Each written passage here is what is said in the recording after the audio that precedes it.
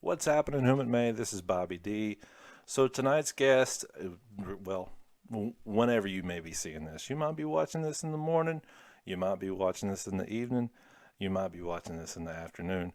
But tonight's guest for me is Blake Raab. Is that your last name, or is that a radio call sign? I don't help me out here. Rob? Rob? It's Rob. So the two A's equals a O. That's correct. Yeah. Right on, man.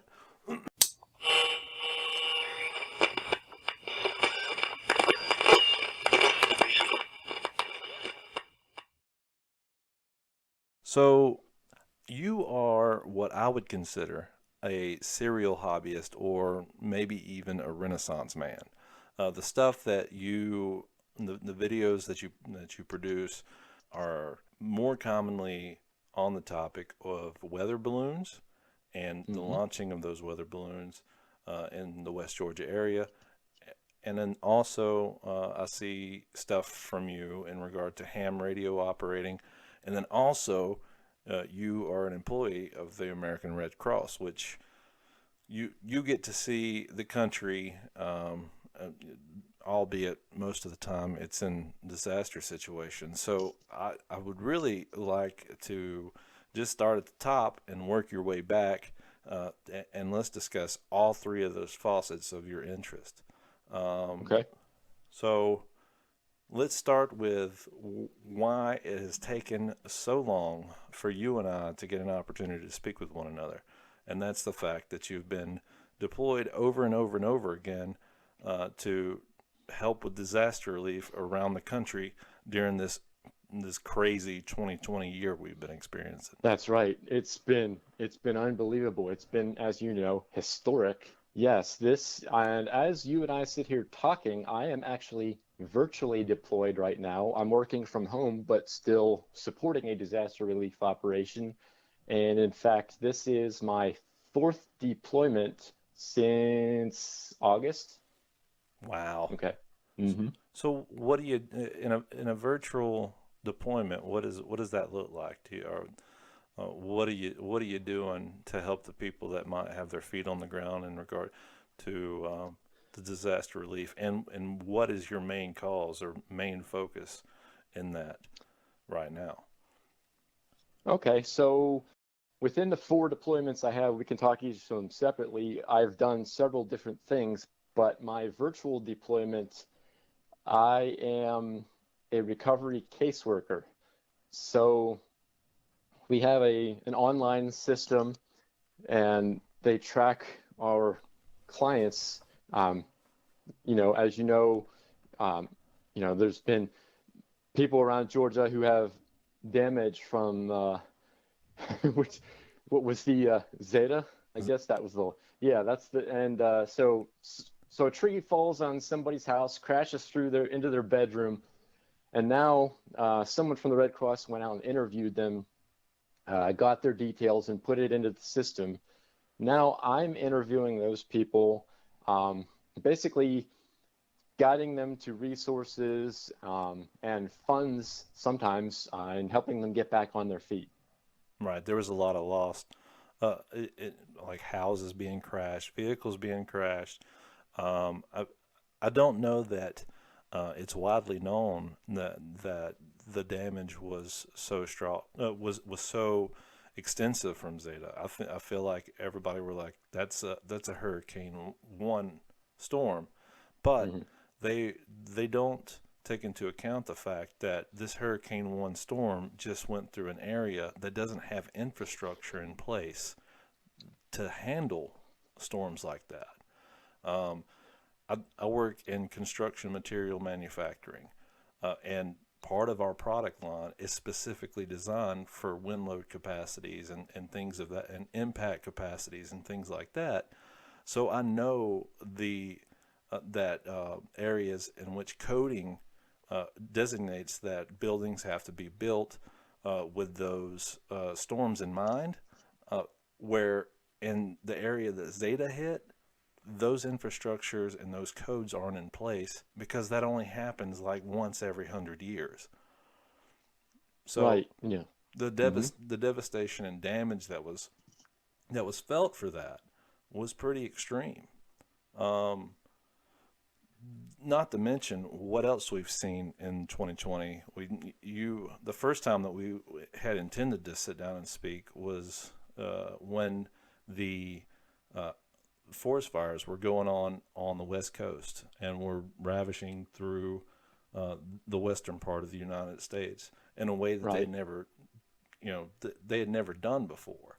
I mean, No. there was smoke seen all the way over in Colorado on a daily Hmm. basis. It was so thick that uh, it was it was discoloring the skies during the morning and the evening hours as the sun Hmm. rose and the sun set. So, Right. so could you talk a little bit about what you seen over there? Oh, yes. Yeah. I was in, I guess they considered it Northern California. I flew into San Jose, picked up a rental car and drove to Santa Cruz. And um, I had a connecting flight in Arizona, in Phoenix. And I think the pilot basically said, or someone said to me that day, and it was kind of funny, but it turned out to be true, enjoy the last blue sky you're about to see for a while. And then I Wow. landed in San Jose and drove to Santa Cruz. And um, I don't think we were extremely close to any fires. You've seen the images on the news, a lot of times I think when those people were pretty close to the fires, the sky is like red, which is scary looking. It wasn't red to me, but I spent the whole time there, just about to the end of my deployment, with it looking like a absolutely completely overcast sky.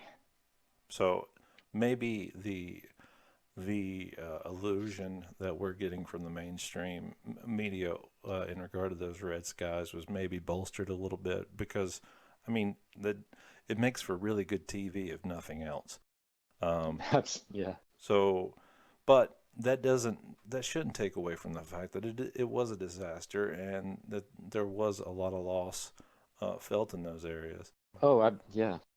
So Hmm. as soon as you got back from that deployment, then you had another deployment because we had talked before your deployment to the West Coast and was like, all Hmm. right, it isn't that much of a big deal because we'll just speak in 2 or 3 weeks. You're going to be Right. gone, but as soon as you got back, no more than you had an opportunity to unpack, you were deployed again for another storm. That's right. And I'll say very quickly, the funny thing was, the fires, that was already my second deployment of the year. That wasn't even my first. Um, so, right, that was my second. Oh, there's another call coming in. You're not hearing my beeps, are you? No, I'm not. Okay, good, If good. at any time that you need to stop and take the call, I No, completely it's okay. understand. No, it's okay. After this time now, it's good. So, yeah, that was the fires were my second deployment of the year. You got in on that already on my second deployment. Then I got back from that. And yeah, I think it was a week or less. Um, and it's funny because the Red Cross, they take care of us, which I'm not an employee, I'm a volunteer, Oh, but they take care of us. And they always say, when you get back from a deployment, make sure you take some time and recover, take 2 weeks. And no, it was a week or less. And I got the call again for Hurricane Laura, and oh. I flew into Houston. So what did you experience uh, down in Houston? Houston ended up being, um, which it was interesting the way it worked out because they got us in there pre-landfall. So, um, and the funny thing was, you got to get used to Red Cross volunteer life for sure. Because when they call me to tell me I'm going out somewhere, it's like I'm probably leaving tomorrow. Y- Um, y- so I have a bag packed in my bedroom. It's It's a you got go to be there. bag. Yeah. So I got the call and it was like, I'm leaving tomorrow. So I had to call. There's a travel agency that they work with. You call their travel agency and let them know what you're doing, and they set your flights up. And they said, before I even called, they had said, make sure you get there before noon because there's going to be a ground stop. They're shutting the airport down. So you have to get in there before noon or you don't get there before landfall. So I called the travel agents and it turned out to be late enough that I got lucky because there was one flight left into Houston, but I got in before landfall. Well, that's And great. then, yeah, and Very, then, very lucky. yeah, The numbers for that, the probability of that happening is out of this hmm world. yeah. But I'm glad you got over there. So, how long did you stay deployed in Houston? Um, Because it's been a our couple of deployments, weeks. It's been a couple of weeks since you and I have spoken. yeah, deployments are standard. They're 2 weeks because there were some weird things that happened in Houston, and I ended up coming home early. But I spent a little over a week there, maybe 10 days. But deployments, standard deployments are 2 weeks. Like the virtual one, even that I'm on right now, I started on the 31st and I will end on the 14th. Okay, I've uh, had a little experience, or I haven't had any direct experience, but I do have some listeners and some viewers and some old friends of mine who would go would do independent um, work as far as um, helping with disaster relief, Hmm and their point of view on the Red Cross is not a very positive one. And hmm the primary reason for that is that he sees how much he can do as an individual with X amount of dollars, but hmm and then comparatively to what he goes on site and sees the Red Cross doing with, such a large foundation of financial means underneath them, and they're not doing quite as much as what the individual can do. So I suppose what I'm coming around to ask is there too much red tape? If is that a real problem? Is what he was seeing uh, an issue with those that are volunteering for the Red Cross? Do you see that commonly? Okay, I can speak to that in two different aspects. I will say yes. Um, I'll immediately add yes, but they still do really good work, and I see that firsthand, and I see it affecting people. Um, but the problems I think really stem from, like I said, I'm not an employee, I'm a volunteer. Right. And so what happens is you take training courses. If you want to be a Red Cross volunteer, you pick which area or areas interest you that you would like to do work in, like shelter work or be an ERV driver. An ERV is an emergency response vehicle, or a recovery caseworker like me, or a bunch of other things. Um, and then you take those courses. So then there's a big disaster somewhere, a hurricane or a wildfire. They try to staff it as locally as they can. Let's use all the people right here. It's cheaper, it's easier. Let's pull all of the resources from right here first.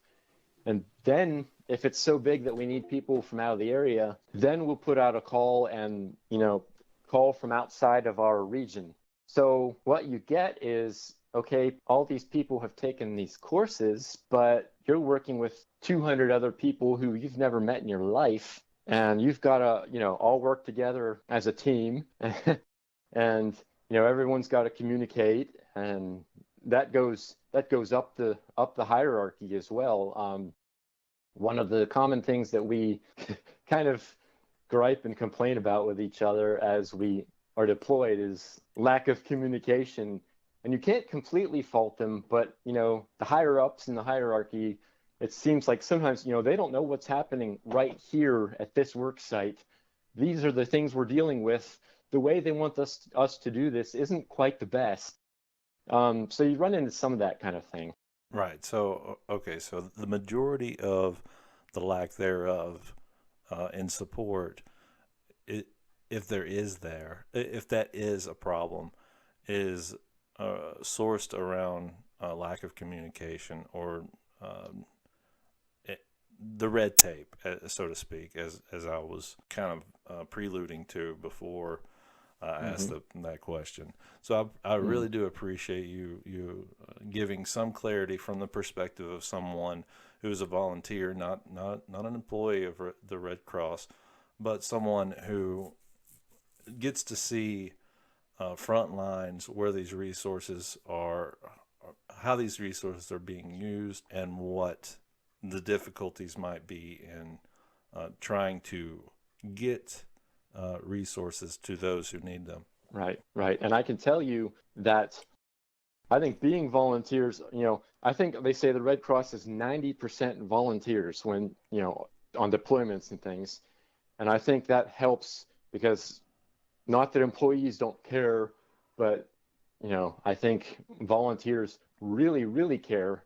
So believe me, we are, if you are donating money to the Red Cross, we are using it to the absolute best of our abilities and want to see it, touch a client's life. And, I've seen it on numerous occasions that it does. So, yeah. So, do you guys have any connection at all to the UN, The UN? the United Nations? No, not really. No. The Red Cross is a whole bunch of branches because the Red Cross is an international thing. We are the American Red Cross. Then there's the International Federation of the Red Cross. There's the Red Crescent. It gets called different things in different countries. So it is a worldwide conglomeration of organizations, but I don't know. I mean, I think we loosely probably have some kinds of agreements with various governments, like think about FEMA or whatever, because we're doing the same, disaster relief. But no, I don't think we're really tied in with the UN. Right on. Well, just questions that I needed to put forward, man. So besides the Red Cross and when you're not trying to help people out in their darkest hour, so to speak, you're working on your ham radio or the weather balloon thing. Both of those things I find to be very awesome. Ham radio, I feel like, is another public safety area of interest. And I was just wondering, what advice would you give to someone who might be interested in getting into that field of study? Into amateur radio? Yes. Okay.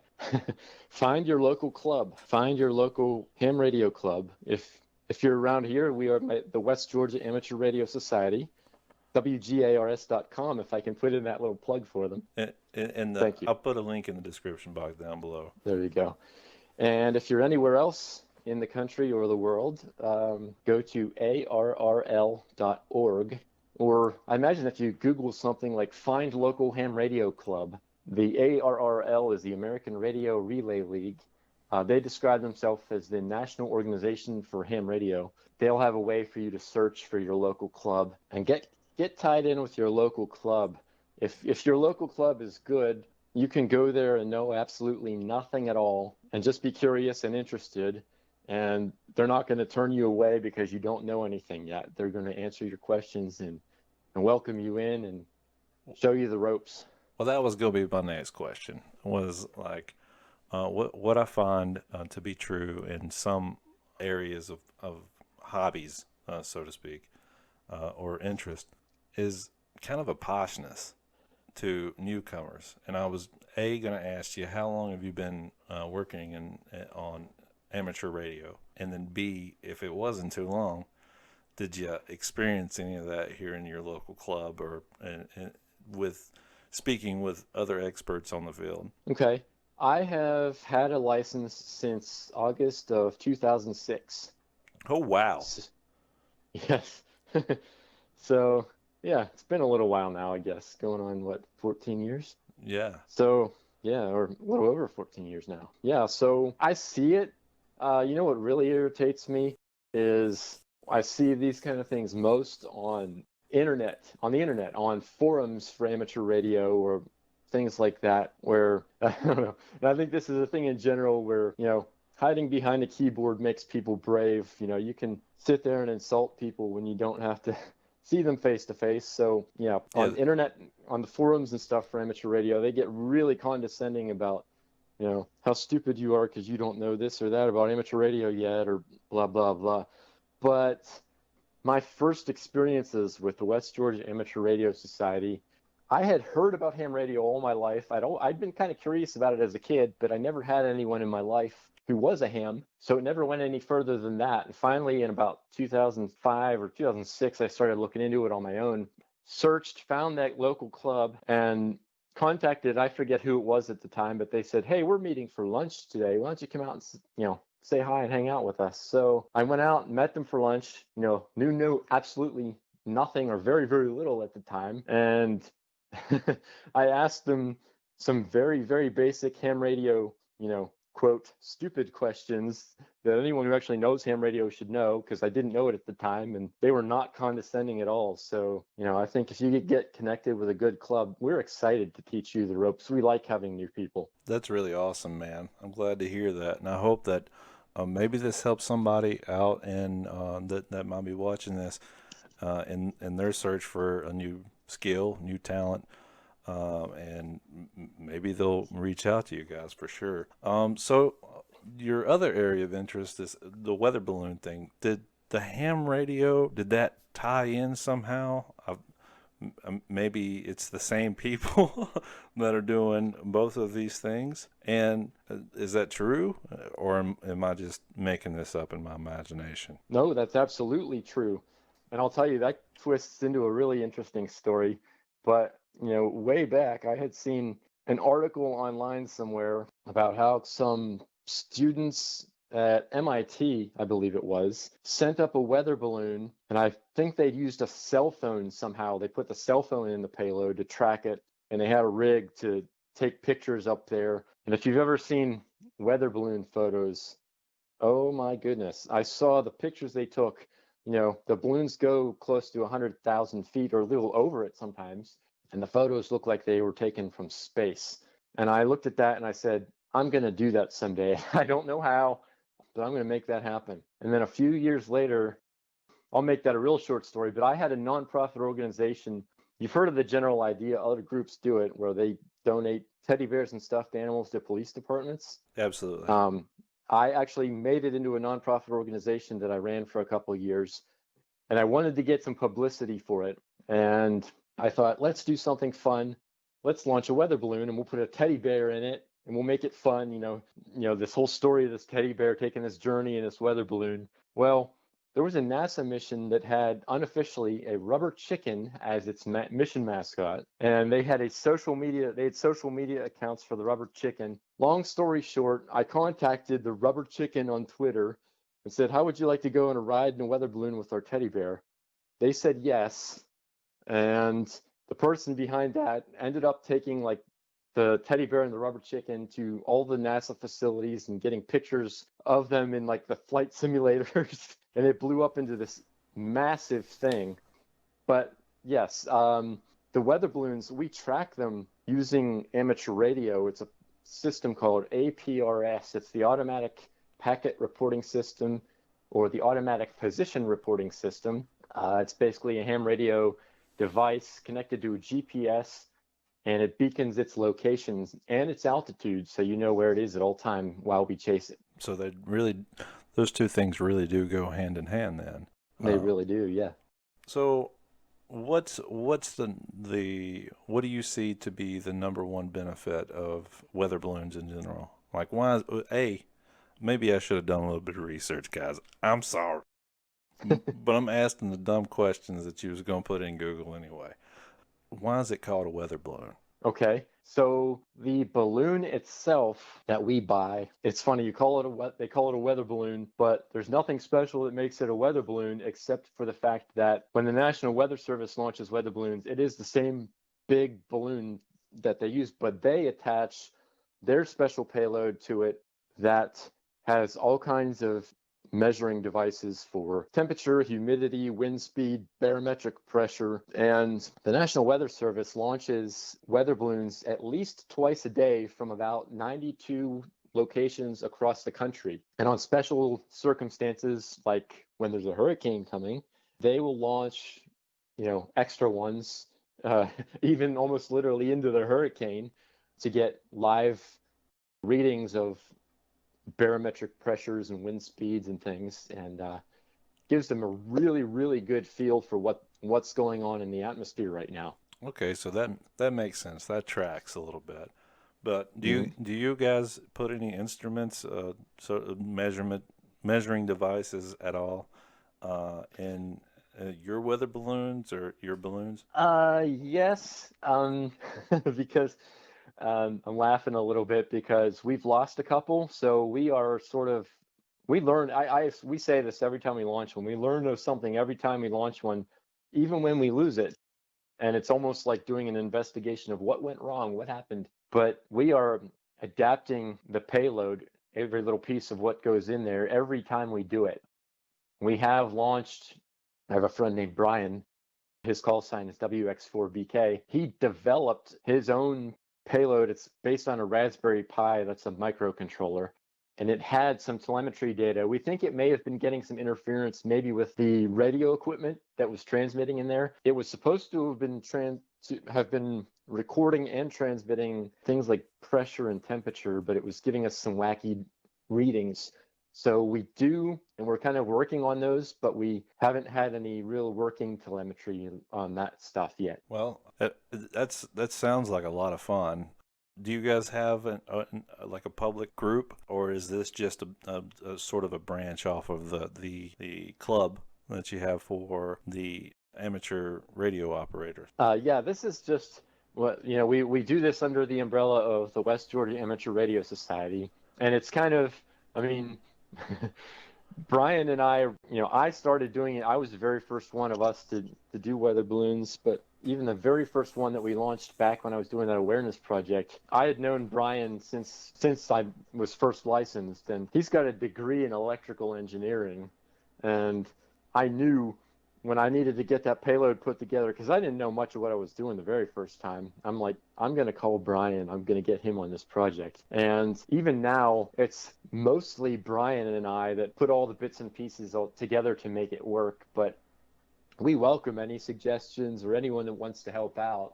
It would be kind of neat to adapt it and make it more of a team effort. Oh, Hmm. right, right. So, how can people go about contacting you? Contacting the club. Well, you or the club in general, and saying, Uh, "Hey, I want to be a part of this," or "I want to be a part of that." How would people reach you? Okay. The club is on Facebook under West Georgia Amateur Radio Society. Okay. Um, the club has a Twitter account, which I manage the Twitter account, and that's under. If you're not a ham, it's going to seem like a weird thing, but it's the club's call sign, W4FWD. That's the number four in there.